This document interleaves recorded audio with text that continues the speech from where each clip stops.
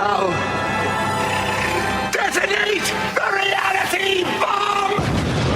I will build a great, great wall. Some alien race to come down and threaten us. Is the singularity near? The truth is out there. The military-industrial complex. The 7 mountains of the influencers of culture. To be as gods, you know. Change has come to America. Catapult of propaganda. From a secure location on top of the ridge in the heart of the beautiful Missouri Ozarks, this is A View from the Bunker. Now, here's Derek Gilbert. On October 13th, 1917, something appeared in the skies over Fatima, Portugal. Many who saw it claimed it was miraculous. Was it really? Watch this. What if what happened in Fatima 101 years ago was much more complex than any of us could have imagined? What if there was a fourth witness hidden away for decades, and through the detective work of researcher Fina Diarmata, this witness was discovered and interviewed? In that interview, the fourth witness described seeing a being with blonde hair floating in midair above the same tree that the apparition would later appear over. What if the so-called angel hair that fell over the crowd is also reported by witnesses who have had close encounters with UFOs today? Then there is the dull silver disc, which flew over the 80,000 people gathered at Fatima, which seemed to create chaos as car windshields exploded, hoods flew open, and gasoline spontaneously combusted. What if there was a picture taken 101 years ago that lay undiscovered in the Fatima archives until one man, Jose Machado, had access to it? What he found may be a smoking gun. Then there are numerous reports of apparitions and so-called sun miracles. But what are these really? Could they be harbingers of deception? This is Fatima 2, Strange Phenomenon.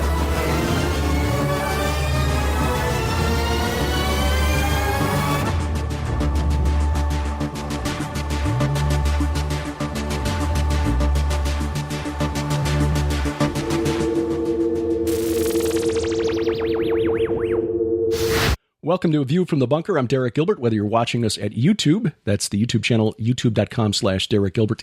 Please click the little button down there in the corner and subscribe. Or if you're listening at vftb.net, Spreaker, Stitcher, or wherever fine podcasts are sold, we thank you for joining us today. Our guest went to Portugal to investigate and has now produced 2 video reports on this, which we recommend highly because it relates to a number of deceptions that have been spun out to the public over the last 100 years, and far too many people are falling for it. He's the author of numerous books, including Politics, Prophecy, and the Supernatural, the Nephilim Trilogy, On the Trail of the Nephilim, On the Trail of the Nephilim 2, and others. He is the host of Acceleration Radio, Politics, Prophecy, and the Supernatural Report. And coming today to you from 2 undisclosed locations, we're honored to bring back to the program our friend L-a-Marzulli. L.A., welcome. Great to be here, Derek. Thanks for having me back on. Fatima 2, Strange Phenomenon is the new film. The first was Fatima. And what exactly happened on October 13th of 1917 that has stirred so much interest over the last 100 years?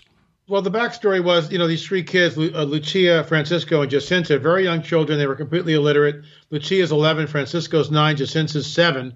Very young kids. I mean, really impressionable. There's nothing in their grid, first of all, to deal with the supernatural, number one, and they're completely illiterate. They can't read or write. So they have a very limited scope, a very limited worldview, very limited access to the world, and it's 1917. There were no airplanes in the sky. So the first apparition occurs in May 13th of that year. And from the 6 months out from May to October, more and more people keep coming to Fatima, the Irene's Cove, and the numbers begin to swell because something is going on and the word's getting out. So the magistrate, the priest, the bishop, all these people get together and they tell the children, look, go back and ask the lady or whoever this entity is. And by the way, the lady never said, the entity never said it was Mary.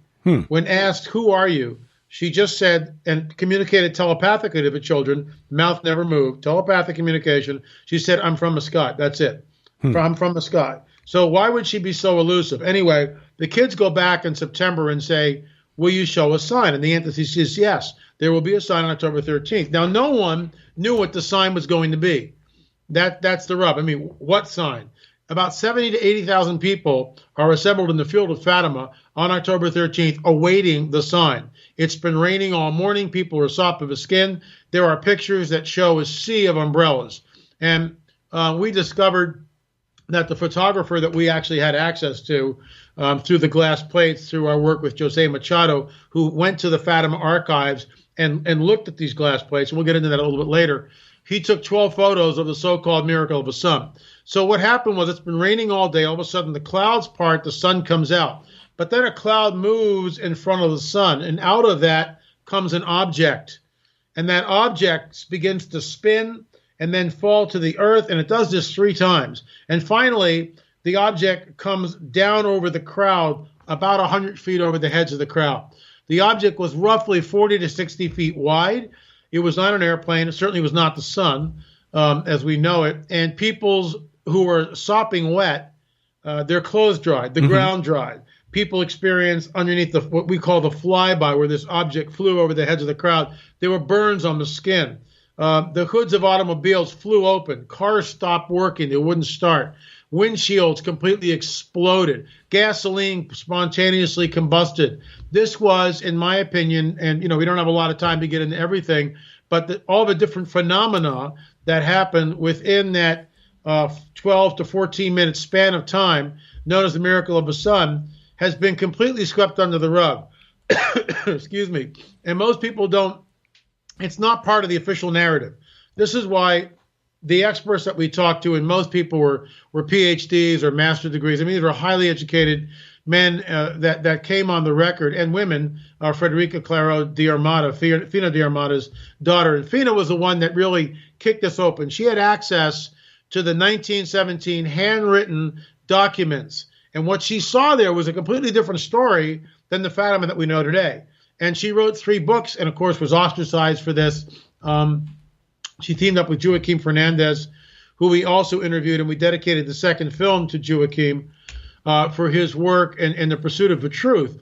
Everything we drew from for both films, Fatima, Harbinger of Deception, and Fatima 2, Strange Phenomenon, came from in 1917 handwritten documents. And what we see there is a completely different Fatima, let's say, from what most people know today. So where did the Roman Catholic Church come down on this? I mean, Portugal, still today, primarily Roman Catholic, and so what was it about this vision that made people assume somehow that they were seeing Mary, the Mother of God? What we were able to ascertain, again, from the handwritten documents, it was Lucia's uncle who said, it must be Mary. In other words, they were arguing about who is this entity. And the uncle of Lucia's uncle said, well, it must be Mary. Who else could it be? And so from there, that spread out.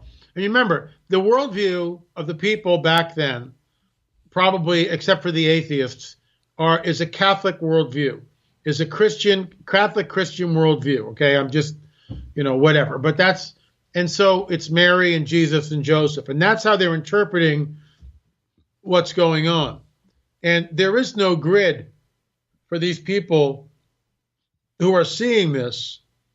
They had never seen an airplane or any aerial activity at all. Right, 1917, very early in the age of flight. I mean, you had World War I warplanes, but not much of that was being fought in Portugal. It was mostly in France. That's to the east, in France and Germany. So most people, I would say over 90% of the people in the field had never seen any type of aerial phenomenon at all. So there's nothing in their grid to deal with the so-called miracle of the sun and this craft, which eyewitnesses describe as a dull silver disc, appears over the crowd. And there's more than one witness that says that. Dr. Almeida Goret states looking up and seeing a dull silver disc. So what happened at Fatima, and this is why we really get into it in Fatima 2, was, in my opinion, a UFO event, a harbinger of deception that had all sorts of strange phenomena within that harbinger of deception, which then, and at the end of the film, I created a composite of of so-called sun miracles and so-called apparitions happening in the present day, happening in modernity. And, we've shown this at conferences now since the film has been released, and people just sit there with their jaw on the ground. I mean, people ooh and ah, and like when it's over, I look out in the audience and everyone is stunned. They're shocked. Right. Well, they've never seen this. And this is why the film is so relevant. And I can't say that enough. Look, if you get the film, and we're selling Fatima 1, Fatima 2, plus Jose Machado's book, Miracle of a Sun, which shows the glass plate and the object, which is intrinsic in the glass plate, hovering over the field, which I think is a UFO. Mm-hmm. It's a round circular object in the glass plates. We're selling all these things, plus a bonus DVD, which is me speaking at Prophecy Watchers last year, talking about Fatima. So all that for $39. Hold a Fatima party. Bring all your friends over and show it to them. Show both films, because what happened in antiquity is repeating itself in modernity. And that's why the film is relevant. And these so-called sun miracles and apparition sites are happening all over the globe right now. Yeah, we saw this at the Hear the Watchman conference in Dallas, because we were there while you showed the clips of these phenomena taking place, present day. And, I stay on top of this because it's my job. That's what I do for Skywatch TV, try to keep on top of these things and report on these things and try to analyze them through a Christian lens. But, a lot of the things that come up there, YouTube user 12345 found something on Google Maps in Antarctica. It's like, please, again. But these things that you brought to the conference and showed in the to the audience there, what are these phenomena, and why aren't we hearing more about them? How do you process them? Well, this is why I call it a harbinger of deception. Satan comes with all signs and lying wonders. This is you'll see that clip after clip after clip, everyone's embracing it. Everyone's just going, "Oh, something supernatural's happening. It must be from God." No one's testing the spirits. No one's rebuking first and asking questions later. Right, no one's doing that. One of the there's two which really impacted me. One is in Knock Island, and you hear this woman going, it's coming down on me, oh, and she's just in hysterics. And then the other one takes place in Nigeria, and this one is freaky because this is an apparition. The one where it's coming down, the sun, but it's not the sun, is moving, and it's coming down on the crowd. And so the woman is completely overwhelmed. The one in Nigeria, it's like there's a rent in the space-time fabric, for lack of a better word. I don't know what's going on. Something opens up. It's all brilliant. It's brilliantly lit up. And there's a figure which kind of looks like Jesus. I mean, really cool. It kind of, it's kind of like almost manifesting. And you hear this guy go, oh, I mean, people are totally freaked out. Well, okay, that's a nice power trick. Fool me once, shame on you, right? Mm-hmm. And the bottom line is no one is testing the spirits. So the apparition, let's say over the Coptic church in Egypt, which was 2009, it shows this it's an amorphous blob of light, and it kind of has a blue thing which goes down like this, which people immediately, oh, it's Mary. Excuse me, it's an amorphous blob of light. That's what it is. And it's holding what seems to be a smaller blob of light in its arms, which is supposed to be the baby Jesus. Well, let me ask, and I'm not, with all due respect, people can believe what they want to believe, and I'm not coming down on people's belief systems. We serve a risen Savior who has the imprint of the nails in his palms and the imprint of a spear in his side. We serve, and probably the scourging marks on his body. We serve a risen Savior, King of Kings, Lord of Lords, not some little baby in his mother's arms anymore. So for me, it's absolutely blasphemous to hold the King of Kings in that imagery. It's blasphemous. It demeans his lordship and his kingship. And that's what this apparition in 2009. And what's incredible, Derek, this apparition went on for more than a week. And the mayor of the town got so freaked out, he had all the power shut down to make sure it wasn't a hoax. Mm-hmm. And when you watch the film, this thing is like, there they are. It's like the mother and child, then there's another amorphous blob of light, which people say, oh, it's Joseph. And then there's a fourth one, which is like the angel. They're just blobs of light. That's all they are. Amorphous blobs of light. And how you get the Holy Family out of that is beyond me. But Muslims and Christians are gathered together, clapping, celebrating this thing, totally accepting it. And this is in the film. And it's just like, when people, it's one thing to talk about Fatima, and that's why I bring it in the very last part of the presentation. It's also the last part of the film, one of the last things in the film. And it just leaves people with their jaw on the ground because, most people are going, well, why do I need to know about Fatima? It's like, it's 100 years ago. Nobody cares, yada, yada, yada. You better wake up, folks, and you better care, because what happened at Fatima was, in my opinion, a harbinger of deception, a precursor to what is going on right now. And that's why it's so relevant. Yeah. I can't stress that enough. Catholic News Agency, May 14th, 2013, Lisbon, Portugal. At the Holy Father's personal request, Cardinal Jose Polycarp, the Patriarch of Lisbon, consecrated the pontificate of Pope Francis to Our Lady of Fatima on her feast day. He consecrated his pontificate to an apparition. What? Why is the Roman Catholic Church endorse this? It's really beyond me. They're so steeped in this. It's just mind blowing. In fact, when you talk to advocates of Fatima, they don't want to hear the facts. It's like, this is what happened. Mary appeared. There's 3 secrets. Well, again, they don't understand because they've never done the research. Lucia was the only one to survive, of the 3 children, was the only child to survive into adulthood. The others, Francisco and Jacinta, died in the flu epidemic. And they died very young. They were canonized recently. And Lucia, when she was 18, okay, so she's 11 when she sees it. It's 7 years later. Now she's 18. She's taken into a Jesuit monastery, given a vow of silence, and she's cloistered. So in 1928, she begins to write down, okay, what happened, and begins to tell, this is where the secrets come from. 1928, 11 years later. There's nothing about the 3rd secret of Fatima, or even Russia. Consecrate, Russia to my sacred heart. And that is a loaded phrase, because why does Mary all of a sudden have a sacred heart? See, all this is dressed up in Mariology, which of course as evangelicals we reject. I love Mary. I think, she's the God bearer. Yeah. I have the greatest and highest respect for her, but she's not the co-redemptrix, and she's not appearing on the planet. Right. This is something else. And what we discovered, and you weighed in on this in the film along with Dr. Michael Lake and Carl Teichert, and this was very difficult for me to edit as a director, extremely difficult, because I had all this information and how to make it coherent and not boring. So it's not like, pedantic and like a lecture at a college or something, So it took probably over a month and I went over it and over it and over it and over it. And of course, you're looking at it and go, well, that's easy, LA. But what I have is footage. And you 3 guys came in and weighed in on the ancient goddess worship, which permeated Portugal before the Christian era. Yeah. And that's what we discovered. And that ancient pagan goddess, that principality, that cosmocrator, has never been deposed, in my opinion.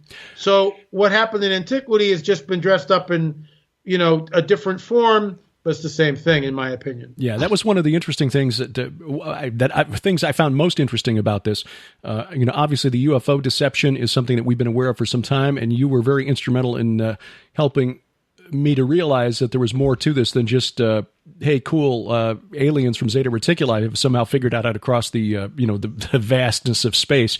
But realizing that that this is a modern take on something that was taken for granted in antiquity. I hadn't realized until I started doing the research for the book I'm working on right now that it was assumed in the world of the patriarchs, the ancient Near East, which was dominated by the culture of the people group called the Amorites. They set the stage for everything that happened from the time of Abraham through the time of Jesus, pretty much. It was assumed that the dead lived on and influenced the world of the living. And that if you didn't do proper obeisance, if you didn't summon your ancestors through rituals every month, and twice a month for the kings, because they were twice as powerful, I guess, you had real problems with these.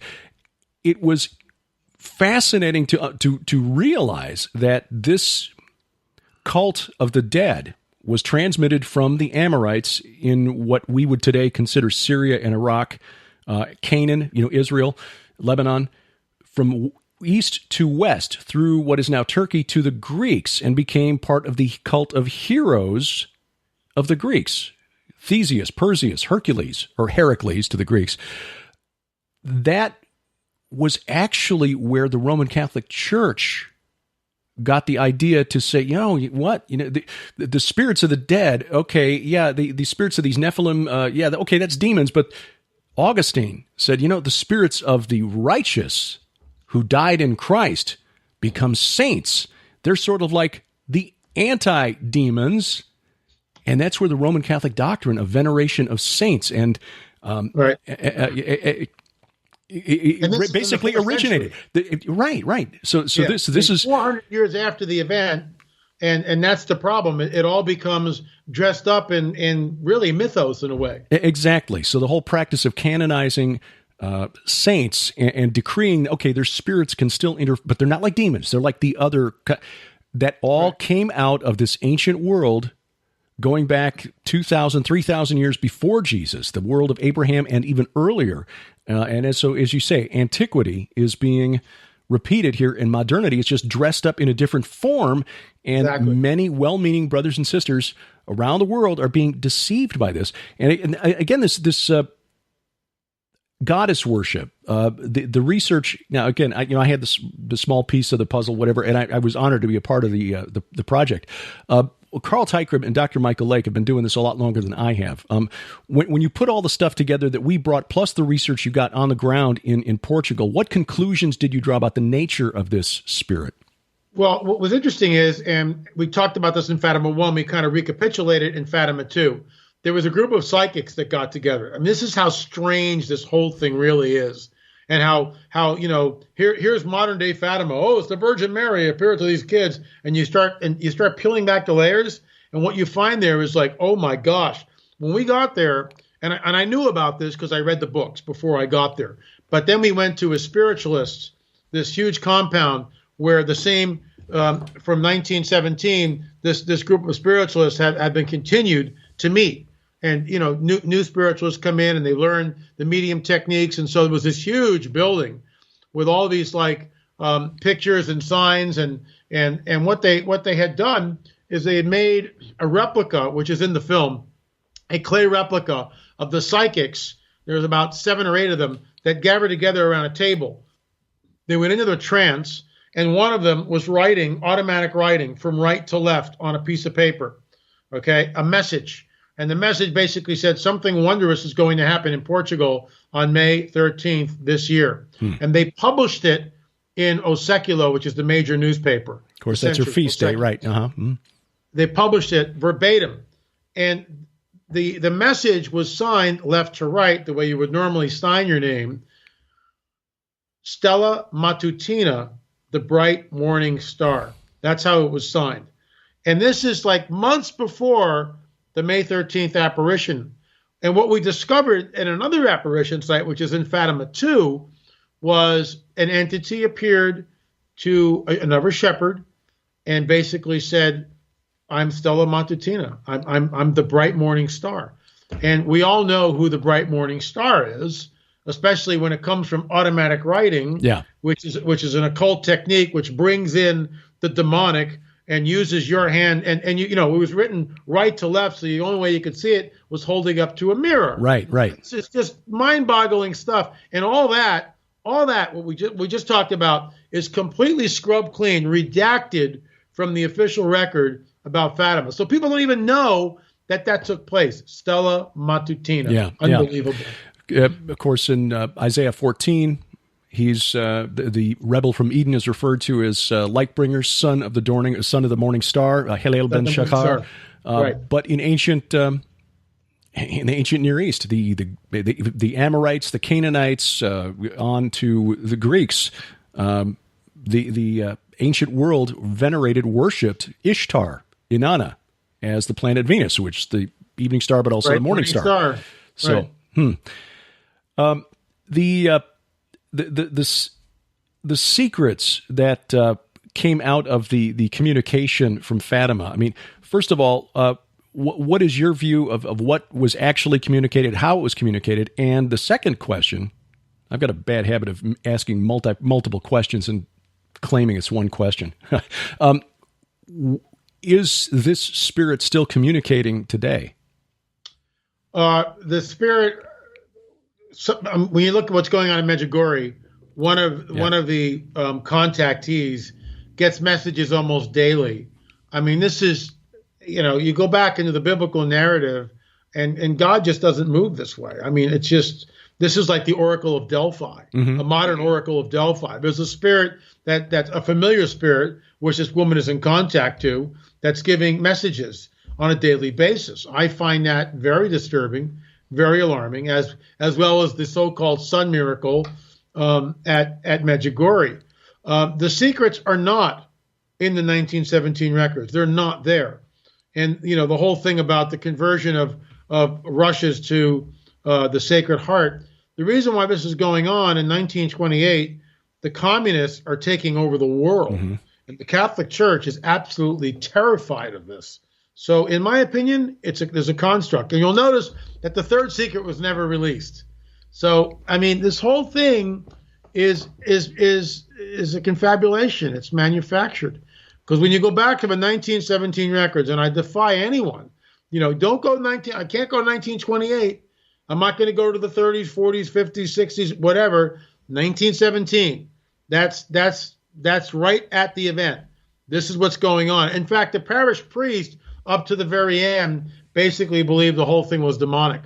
And he was ostracized because how can you possibly say it's demonic? Look at this, the miracle of the sun. People were healed. Something that's really interesting that just came across my desk last week. This woman was in Conyers, Georgia, when the apparition was happening in Conyers, Georgia. Conyers, Georgia is, there's a gateway, there's a portal there, there's a lot of occult activity. So on this woman's farm, Miracle of the Sun, I think ABC did a whole special on it, and no discernment at all. Thousands of people were coming there watching this thing. So this woman was there, and with her fiance standing in the field looking up at the so-called Miracle of the Sun. This is what's amazing. They're standing right next to each other. They're not like 100 yards apart. They're right next to each other, okay, inches apart. She looks up, and she sees an apparition. He looks up, he sees a UFO. How is that possible? And that was, when I heard that, never heard that before. MUFON has, when they covered it, Mutual UFO Network reported that. But see, I've never heard about that till she came forward. So apparently, just like at Fatima, the same thing. People saw different things. I looked up and saw a dull silver disc. Somebody else saw just this pulsing light. It's all over the map. And that's what's alarming about it, Derek. Certain people see certain things. Like even within the children were giving something to eat and drink. Most people don't know about this. And I'm not trying to be condescending. It's just that we did the research. That's why we made the film. So Lucia, Francisco, and Jacinta, Lucia and Jacinta were giving something from the entity to eat and drink. And they did. They ate and drank. But Francisco only ate, did not drink. So Francisco could see her, but never heard her telepathically. Lucia and Jacinta could see her and then heard her voice to skull. It wasn't this. It was voice to skull. And then, of course, we discovered, talk about it in the film, the fourth witness, who was Carolina Carriera, who went completely off the record, completely redacted. Her testimony was thrown under the bus, never to see the light of day until Fina di Armada got access to the 1917 records in the sanctuary and realized, oh my gosh, there's a fourth seer. And she sought the woman out, and she was alive, very old. And we talk about that in the film, and what this woman saw was a blonde-haired, which is completely out of context in Portugal. Completely bizarre, in a white frock, and she couldn't tell it was a child. She couldn't tell whether it was a boy or a girl, sort of this androgynous being, long blonde hair, and again, voice-to-skull communication. Red flag 1, voice-to-skull communication. Red flag 2, this woman, Carolina, is tending the sheep, and she looks over at the sheep, and the sheep are paralyzed. Red flag 3, when she goes back to look at this entity, it's no longer on the ground, it's floating above the same tree that the apparition would later appear to Lucia, Francisco, and Jacinta. This is bizarre, absolutely bizarre. But I think the smoking gun for me was and is Jose Machado's work. First of all, he's a professor of semiotics. And what that is, he teaches the study of photographs and film. That's what he does. Symbols, so the meaning of symbols, basically, symbols. And so he got access to the sanctuary at Fatima. And he went in and he handled the glass plates, the original glass plates that Joshua Benoliel, the Jewish photographer, took. He took 12 photographs. So it's not just one. And I always wondered, man, there had to have been somebody, because the phenomenon went on for 12 to 14 minutes. So Joshua Benoliel, he's got pictures. Jose Machado said there are problems with 4 of the glass plates. And what he means by that, there are objects that are intrinsic in the glass plates, that are part of the glass plates. They're not smudges. They're not chemical burns. They're not, a chip in the glass. They're in the glass plate negative. They are round, circular orbs. They are round objects. They're not the sun, which shouldn't be there. And the one that we show in the film, the one we had access to, by the way, we published this book, and we're proud of that. It's one of the first offerings other than the DNA stuff that we did on the Spiral of Life, my publishing company. It's a small little book, but it's just incredible. And what this shows, there's an object. Okay, let me use a prop. There's an object that hovers over the field like this. Okay, it's a round object. In fact, let me get a better prop here. It's a round circular object hovering over the field.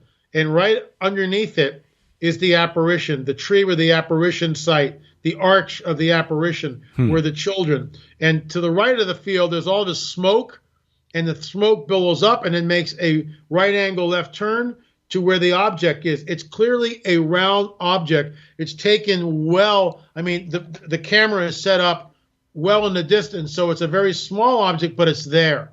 And it shouldn't be there. And what we show in the film is a UFO from 1957, and there's definitely a similarity between the two. So you got 1957, a UFO taken over California with a black and white camera, and here you go, 1917, and there's definitely a similarity. And this is problematic. It's not the sun. The sun is a completely different place. It's not the sun. There's an object, a round circular object, and it goes back into what the witnesses saw. I looked up and saw a dull silver disc, and we think it's a smoking gun. That picture has never been published before, ever. It's never been published, and we've got it. So it's a first. Again, for people who've not looked into this incident in Fatima, how many people were present on October 17th, or 13th, rather, of 1917? Between 70,000 and 80,000 people. So this is not something where you just had 3 kids making up a story, because you had 70,000, 80,000 witnesses. And again, there's nothing in anybody's grid to process the supernatural. There's nothing. They've never been trained to rebuke first, ask questions later. They're just accepting. And people thought it was the end of the world. People were terrified. Well, the end of the world. But you can understand why they would, looking back at what was going on around them. World War I was in the middle, was still tearing Europe apart. 18 million dead during World War I, 23 million wounded. And then the following year, as you mentioned, 2 of the 3 witnesses' children were victims of the Spanish flu that began spreading in the fall of 1918. My grandfather was deployed to France in World War I, and he was sending back letters. I've got copies that he sent back to my great-grandmother. And he signed every one, "I am feeling fine and in the best of health, your loving son, Eskel." It's like, feeling fine in the best, not your loving son. I'm feeling fine in the. Then I realized they were all dated September, October, November 1918, when 20 to 50 million people were dying because of the Spanish flu. But in 1917, that hadn't hit yet. but still millions of dead. I mean, we, in our modern 24-hour news cycles on cable news, and with the internet reporting everything in almost real time, when a tragic event takes place, like, for example, the incident in Toronto last week with the fellow drives the van down the street. 10 people get killed. Horrible, horrible tragedy. But it's 10 people. Imagine now, scale that up by a factor of 1,000 or 10,000, and that's the numbers of people that were dying on a monthly basis along the front in France in during the World War I. So people must have felt as though the world was literally coming to an end, and they didn't have a worldview to process it. In fact, the dominant worldview at the time among Christians worldwide, not just the Roman Catholic Church, was amillennialism. The world's just going to get better and better until Jesus comes back, and then suddenly there's this war that's killing millions of people around the world. That would shake your faith. But it's on the church, it's on the pastors and teachers, and the Roman Catholic Church holds the biggest responsibility here because it's got more members than any other Christian. And okay, we'll put it in air quotes for some, but nominally Christian denomination in the world. They should have taught their people better. They should be teaching people better now, because 100 years later, we still have a pope sitting in the Vatican who's consecrated his entire papacy to this particular event. And I find that alarming. Whether or not he's ever done the real investigation, I don't know.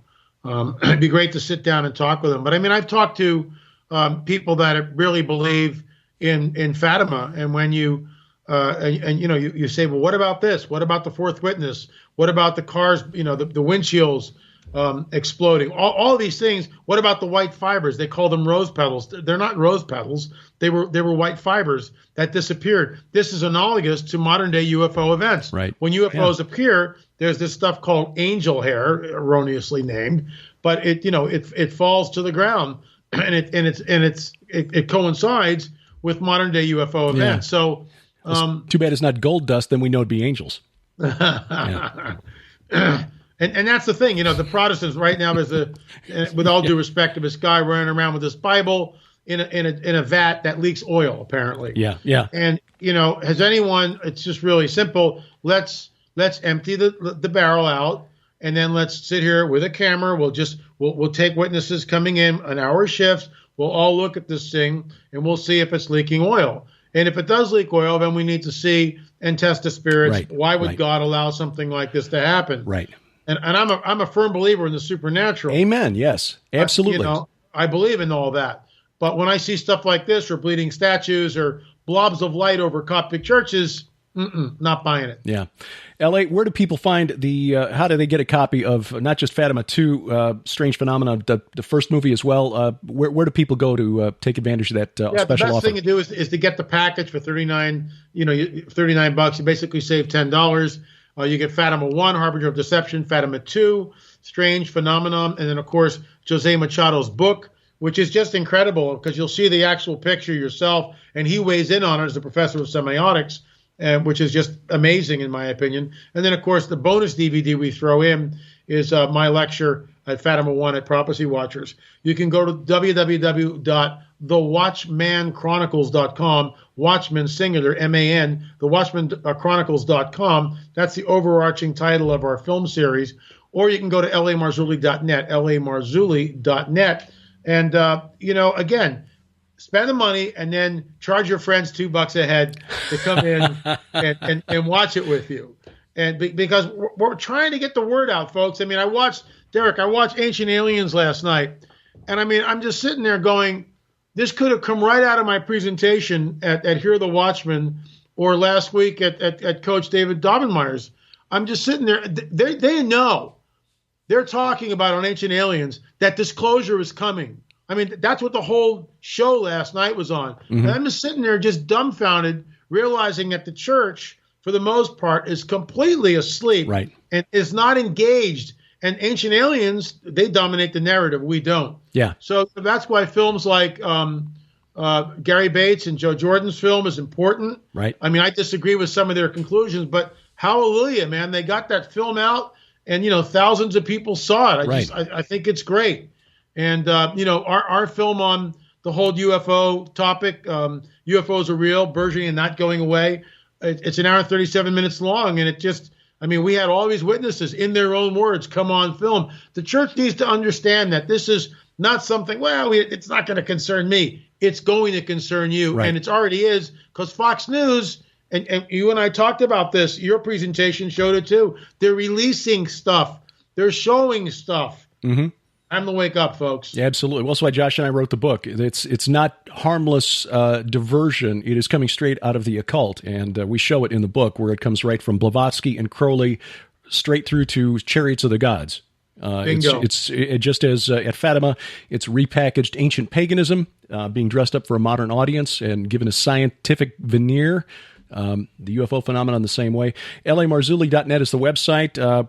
We will see you in August on Long Island. Looking forward to the tour of Montauk, and you will be taking a tour group to Israel right after we leave. So hopefully we'll leave some sites there for you. Hopefully the World War III won't break out, and the way it's looking now, it's like anything's possible. Yeah, amen. Well, we figured we're going to be there on the 70th anniversary of Israel's independence, but if you're going to going from Jerusalem is about as good a place as you can pick on this earth, so we're all right. Amen. Ellie, honored to talk to you again, my friend. We'll see you again soon. My honor, too. Thanks, Derek. Appreciate it. L.A. Marzulli's website is l-a-marzulli.net, where you'll find links to take advantage of that special offer on Fatima 2, Strange Phenomenon, packaged together with the first film, Fatima, Miracle of the Sun, and the book. Again, you'll find that at l-a-marzulli.net. Check the show notes at vftb.net or below this video if you're watching at youtube.com/derek-gilbert. And thank you for subscribing, sharing this with your friends. As we've told you, the next couple of weeks, we will be away. We will try to update you as we can through the YouTube channel, also through Skywatch TV as to what we're doing in Israel and Rome and Sardinia as well, as we follow the tour of Israel with Dr. Michael Heiser with the True Legends Tour hosted by Steve Quayle and Timothy Alberino. Really looking forward to it because of the research that has gone into the book, and the sites that keep popping up in the research just happen to fall along the route of the tours. It's amazing how God sort of opened this door to make this happen. So hopefully our little road kit will produce video of quality enough that we can share some of this with you, not only through the internet, but also in some sort of a DVD form later, but we'll see. We'll do the best we can. Not a professional videographer. So we'll see how we can do. But if we are not keeping to a regular schedule the next few weeks, that's the reason why we're going to be on the road and playing tourist for the next few weeks. Got to tell you, Sharon's new book, it is out and available through Amazon right now. The copies for Skywatch TV's inventory, and of course we'll package this together at skywatchtvstore.com for, again, to make it worth your while to shop there, because we'll, like currently right now, for the first 3 books, plus Dr. Heiser's 2 novels, The Facade and the Portent, you'd get Sharon's Blood Lies, Blood Rights, and The Blood is the Life. The first 3 novels in the Red Wing saga, plus Mike's 2 novels, 5 novels, brand new, for a donation to the Skywatch TV store of $40. That's $8 a novel, less than half price.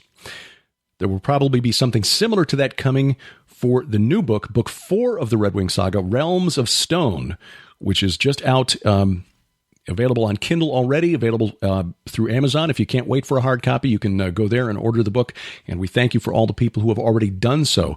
I'm about 18 chapters in as of this recording. By the time you see this, I will have finished the book, I'm sure, because it is engrossing. And as a man reading fiction written by female authors, a lot of times, well, let's be stereotypical here, not enough explosions and car chases and gunfire and stuff, but she draws real flesh and blood characters that you grow to care about over the story.